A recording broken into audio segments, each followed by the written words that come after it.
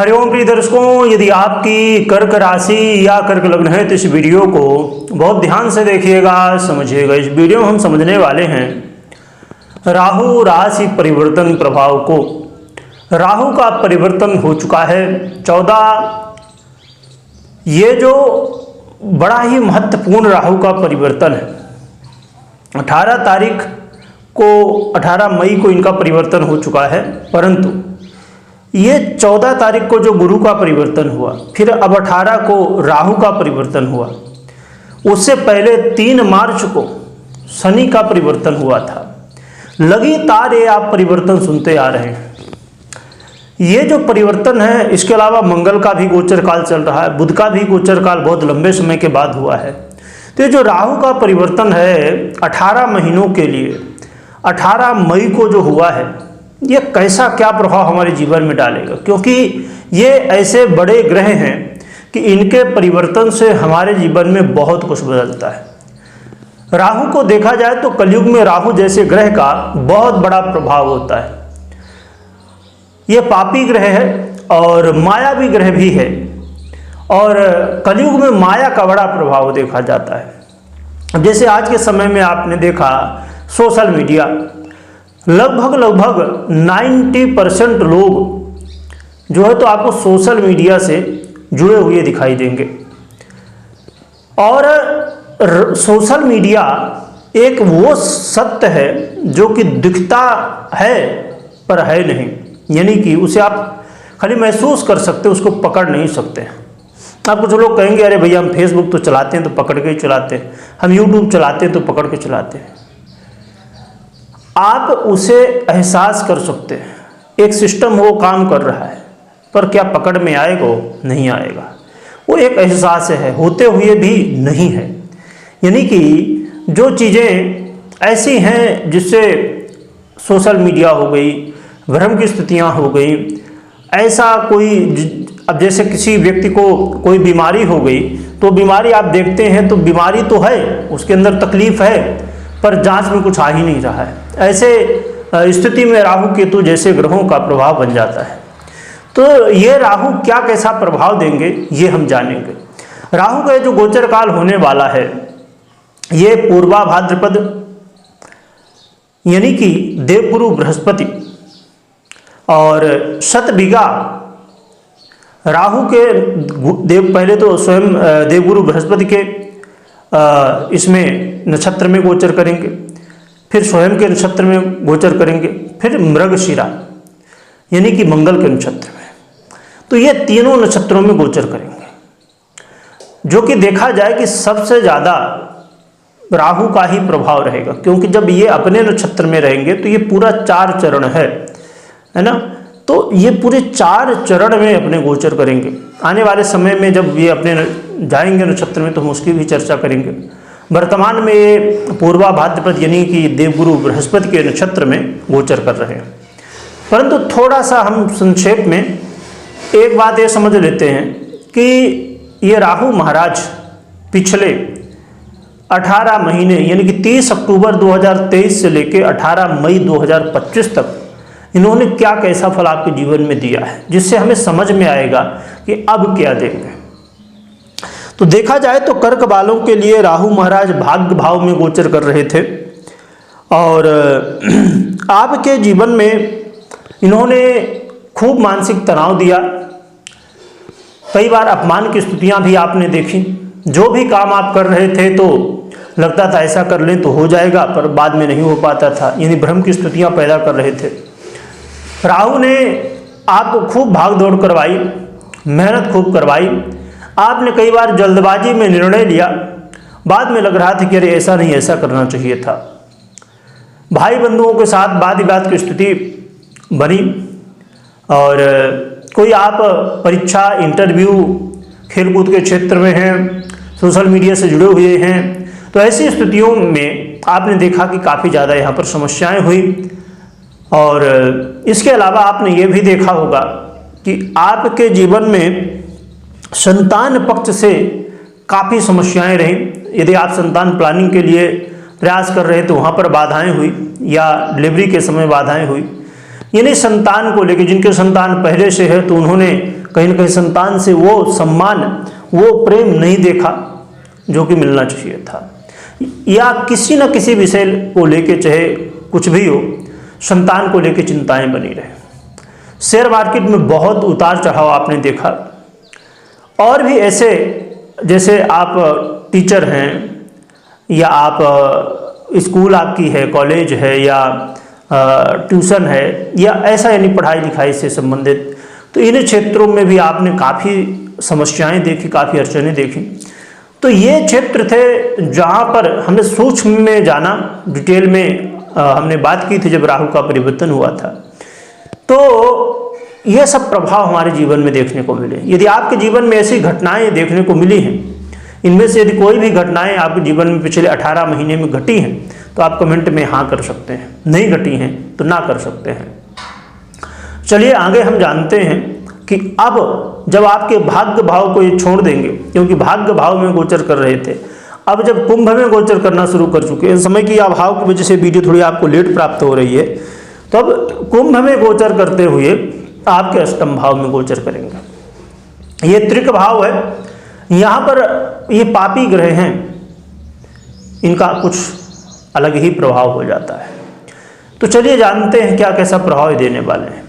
देखिए, यहाँ पर आपको विदेश से जोड़ेंगे, विदेश यात्रा भी ये करवाएंगे और वहाँ से बेनिफिट भी दिलवाएंगे। साथ में आप ये देखेंगे कि आपके जीवन में अचानक बैंक बैलेंस में वृद्धि होना शुरू हो गई है। आपके जीवन में अचानक एक ऐसा चेंज, एक ऐसा बदलाव जिसके लिए आप चाह रहे थे, यानी कि आपके जीवन में सुखों में वृद्धि। आपके जीवन में जो लोग अभी कहीं विरोध कर रहे थे पहले, वही लोग अब आपका सहयोग करने लगेंगे, यानी कि लोगों का सहयोग प्राप्त होने लगेगा। आप यदि राजनीति में थे या हैं अभी, तो राजनीति में काफ़ी ज़्यादा सहयोग मिलेगा इनका। घर, गाड़ी, बंगला इत्यादि ये काम करना चाहते हैं, तो यहाँ पर आपको इसका लाभ देखने को मिलने वाला है।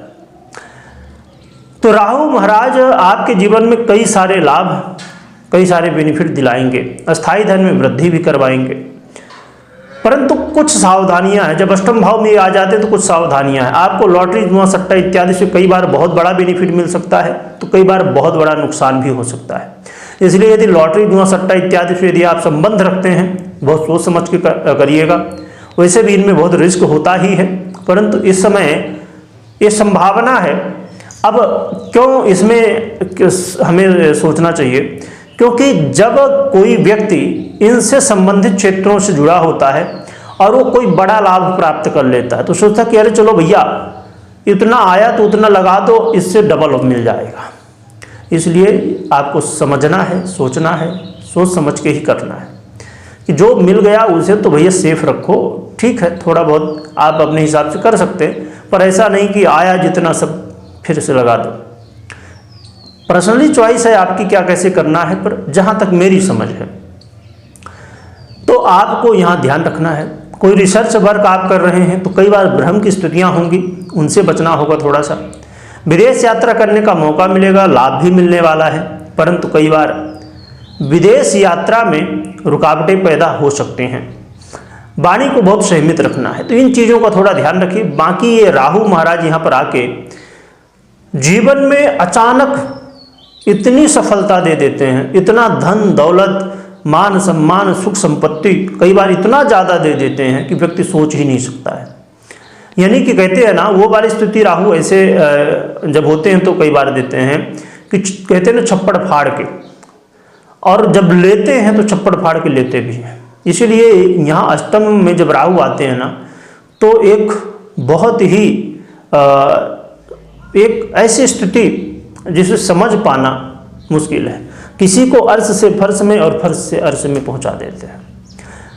इसीलिए मैं ज़रूर ये कहूँगा कि वैसे भी अब बड़े बड़े ग्रहों का परिवर्तन हो चुका है लगभग। वैसे तो परिवर्तन आए दिन कोई न कोई ग्रह का होता ही है और उसका प्रभाव भी हमारे जीवन में आए दिन होता ही है।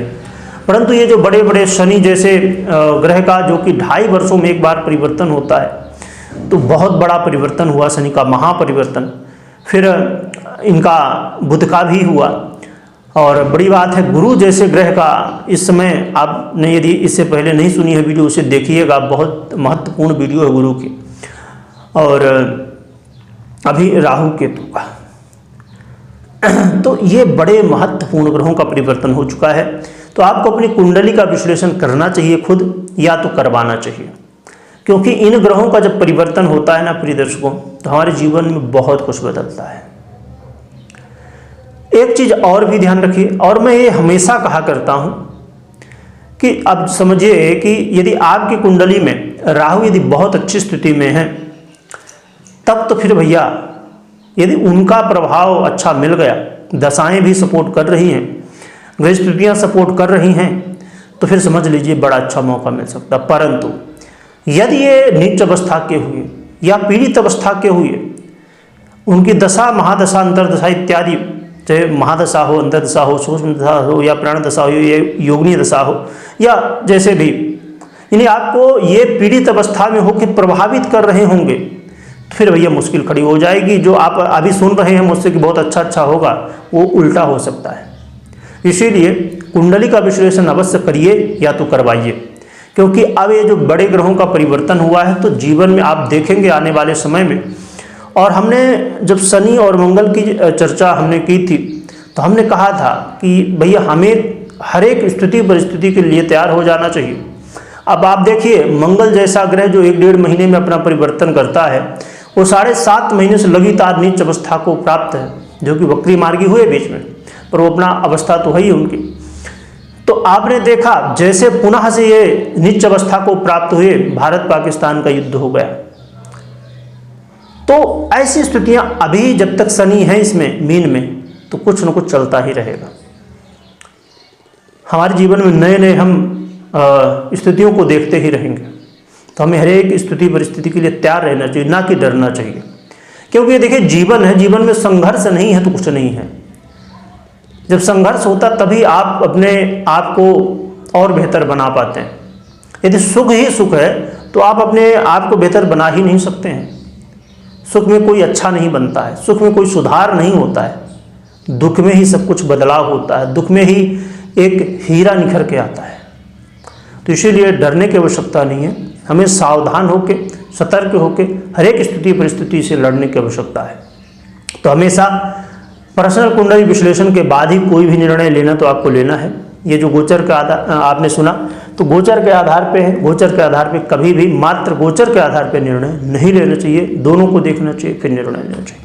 रही बात उपाय की, क्या उपाय करना चाहिए जिससे हमें अच्छे परिणाम मिले, तो आप अपने घर में साफ सफाई का ध्यान रखिए। घर में कोई लाइट की चीज़ें या कोई भी चीज़ें, बर्तन हो या जो भी खराब है, उनको सुधार करिए, या तो उनको हटाइए, नहीं सुधार कर सकते हैं तो। और इसके अलावा अपने घर में साफ सफाई, जाला वाला न लगे, गंदगी ना रहे। और हनुमान जी की आराधना करिए, हनुमान चालीसा का पाठ करिए, शिव जी की आराधना करिए, जिससे आपको और अच्छे परिणाम देखने को मिलेंगे। बाकी आप अपनी कुंडली के अनुसार उपाय इत्यादि करें तो और भी ज़्यादा बेहतर रहेगा। वीडियो देखने के लिए बहुत बहुत धन्यवाद।